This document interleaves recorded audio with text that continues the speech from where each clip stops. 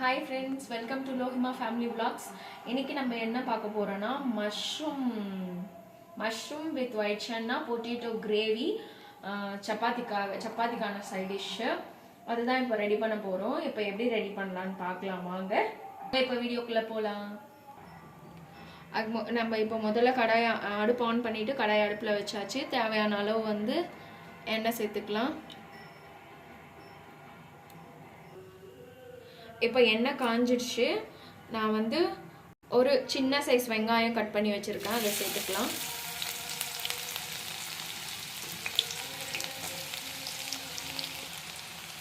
இப்போ இதோடவே ஒரு கத்து கருவேப்பிலை சேர்த்துக்கலாம். இப்போ இந்த வெங்காயம் வந்து நல்லா கோல்டன் ப்ரௌனிஷாக வதங்கி வரட்டும்.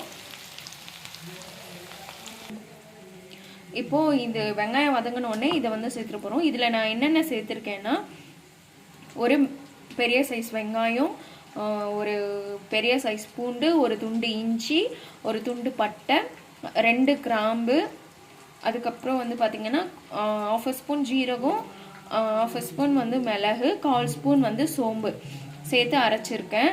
இது வந்து நான் வீடியோவில் காமிக்க மறந்துட்டேன். ஸோ அதனால இந்த இன்க்ரீடியன்ட்ஸ் தான் சேர்த்துருப்போம். இப்போ வெங்காயம் வதங்கினோடனே நம்ம இதை ஆட் பண்ணிக்கலாம். கொத்தமல்லி கொஞ்சம் கொத்தமல்லி ஒரு கொத்து கொத்தமல்லி இருக்கும், அதை ஆட் பண்ணியிருக்கேன். இதெல்லாம் சேர்த்து அரைச்சி எடுத்து வச்சுருக்கேன். வெங்காயமும் கருவேப்பிலையும் நல்லா வதங்கி வந்துடுச்சு. இப்போ நம்ம அரைச்சி வச்சிருக்கிற மசாலாவை சேர்த்துடலாம்.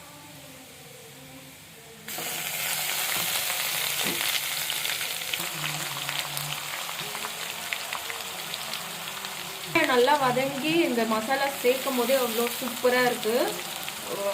என்ன சொல்கிறது, வாசனை.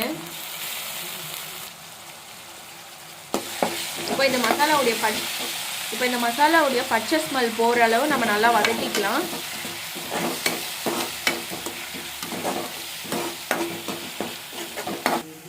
இப்போ 3 மீடியம் சைஸ் 2 குட்டி தக்காளி, ஒரு பெரிய சைஸ் தக்காளி எடுத்திருக்கேன். இப்போ இதை கட் பண்ணி மிக்ஸி ஜாரில் சேர்த்து அரைச்சி எடுத்துக்கலாம்.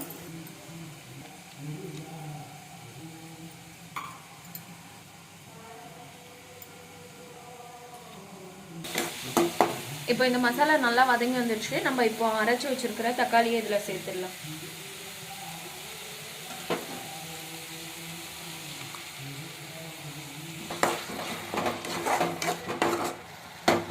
இப்போ இந்த தக்காளி சேர்த்து ஒரு 2 நிமிஷம் நல்லா வதக்கிக்கலாம். அப்போ தான் தக்காளியோடைய பச்சை ஸ்மெல்லாம் போகும்.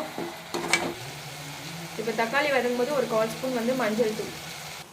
இப்போ மசாலா வந்து தக்காளியோடைய பச்சை ஸ்மெல்லாம் போயிட்டு நல்லா வதங்கி வந்துடுச்சு. இப்போ நம்ம கட் பண்ணி வச்சிருக்கிற மஷ்ரூமு, பொட்டேட்டோ இதை சேர்த்துக்கலாம்.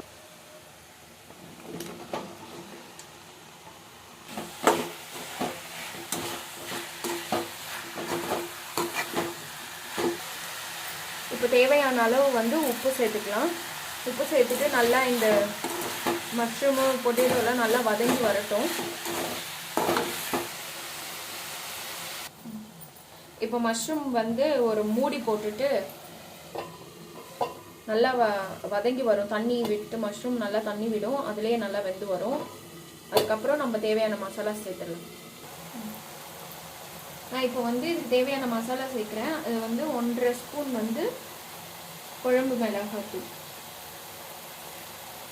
1.5 ஸ்பூனு, ஒரு 1/2 ஸ்பூன் வந்து கரம் மசாலா. இந்த மசாலாவோடு சேர்த்து நல்லா வதக்கிக்கலாம். ஆல்ரெடி மஷ்ரூம் நல்லா தண்ணி விட்டு வதங்கி வந்துடுச்சு.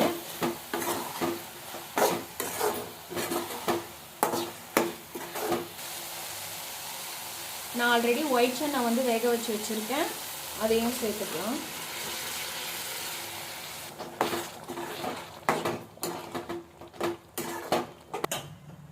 அவ்வளோதாங்க, தேவையான அளவு தண்ணி சேர்த்தாச்சு. இப்போ இது வந்து ஒரு 10 மினிட்ஸ் கொதிச்சு வந்ததுன்னா சூப்பரான மஷ்ரூம் கிரேவி ரெடி ஆகிடும். இப்போ இதுக்கு ஒரு மூடி போட்டுட்டு நம்ம கொதிக்க விட்டுடலாம். இப்போ நம்மளுடைய மஷ்ரூம் கிரேவி வந்து ரெடி ஆயிடுச்சு. கடைசியாக கொஞ்சமாக கருவேப்பிலை, கொத்தமல்லி நல்லா பிச்சு சேர்த்துக்கலாம், ஃப்ளேவர் நல்லாயிருக்கும். இதோடவே கொஞ்சமாக கசூரி மேத்தி சேர்த்தோம்னா ஃப்ளேவர் ரொம்ப நல்லாயிருக்கும். இருந்தால் சேர்க்கலாம், இல்லைன்னா பரவாயில்ல. வீடியோ பிடிச்சிருந்தா மறக்காமல் சேனலை லைக் பண்ணுங்கள். அவ்வளோதான் நம்மளுடைய ரெசிபி.